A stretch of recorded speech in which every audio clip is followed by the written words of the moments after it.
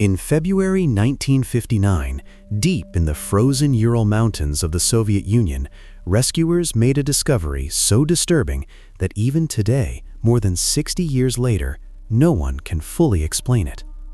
9 experienced hikers had vanished. What they found would shock the world. A tent torn open from the inside, frozen bodies scattered across the mountain, and injuries so strange they defied logic. This is the true story of the Dyatlov Pass Incident, one of the greatest unsolved mysteries in history.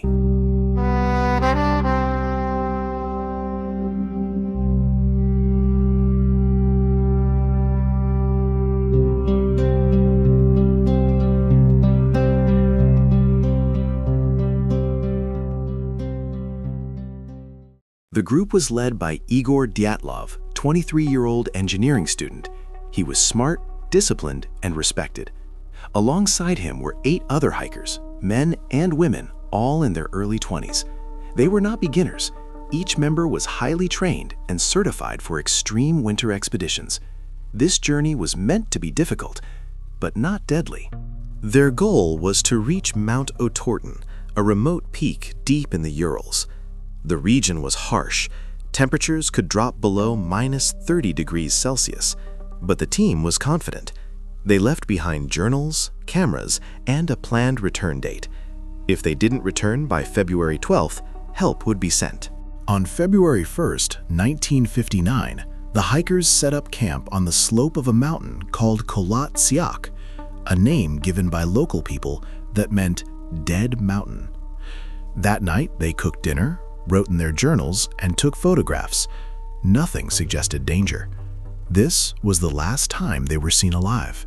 February 12th came, and the hikers never returned. Days passed. Families grew worried. Finally, on February 20th, search teams were sent into the mountains. What they found would raise more questions than answers. The rescuers found the tent first. It was still standing, but it was slashed open from the inside. Inside were boots, coats, food, and equipment. The hikers had fled into the freezing night, barefoot, half-dressed, without protection. Why would trained hikers do this? Footprints led away from the tent. Calm, organized, not panicked. No signs of struggle, no signs of another group. Just 9 sets of footprints, leading into the dark forest. The first 2 bodies were found beneath a pine tree. They were barefoot, wearing only underwear. Their hands were burned, as if they had tried desperately to start a fire. They had frozen to death, but the worst discoveries were still to come. 3 more bodies were found between the tree and the tent, as if they had tried and failed to return. They wore slightly more clothing. Some clothes belonged to others in the group. This suggested something terrifying. Some hikers had survived longer than the rest. Months later, when the snow melted, the final 4 bodies were discovered in a ravine. What the autopsy revealed shocked everyone. One had a crushed skull. Another had shattered ribs.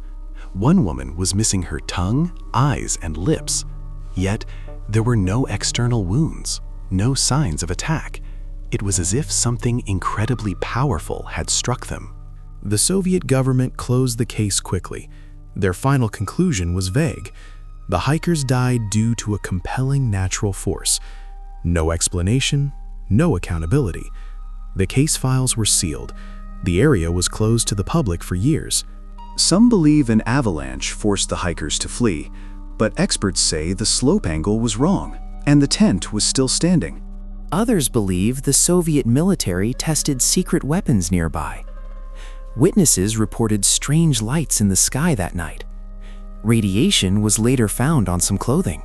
One theory suggests powerful winds created infrasound, low-frequency noise that can cause extreme fear and panic.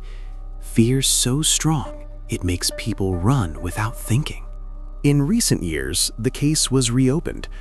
Modern scientists suggest a small delayed avalanche may explain some injuries, but not everything. Some questions remain unanswered. and some details still don't make sense. 9 young people went into the mountains. None came back. No one knows exactly what happened that night on Dead Mountain. And maybe that mystery is what keeps the Dyatlov Pass incident alive. Among the items recovered from the mountain were the hikers' cameras. The final photographs showed nothing unusual at first: snowy landscapes, friends smiling. But the last images were different, blurry, dark, as if the photographer was moving or running. One image showed an unknown glowing shape in the sky. Another appeared rushed, unfocused. Whatever happened that night, it happened fast. Investigators made another disturbing discovery.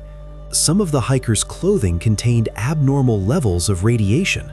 Not all of them, just a few. Should get there, and why only on certain bodies? The mountain stood on land sacred to the Mansi people, an indigenous group native to the region. They warned outsiders not to camp there. To them, Kholat Syakh was cursed, a place where spirits walked. Investigators briefly considered the Mansi as suspects, but quickly ruled them out. The Mansi left no footprints and had no reason to attack. Still, their warning echoed after the tragedy. This remains the greatest mystery of all. Why would trained hikers cut their way out of a tent? They had an exit, they had time, yet they chose the most extreme option.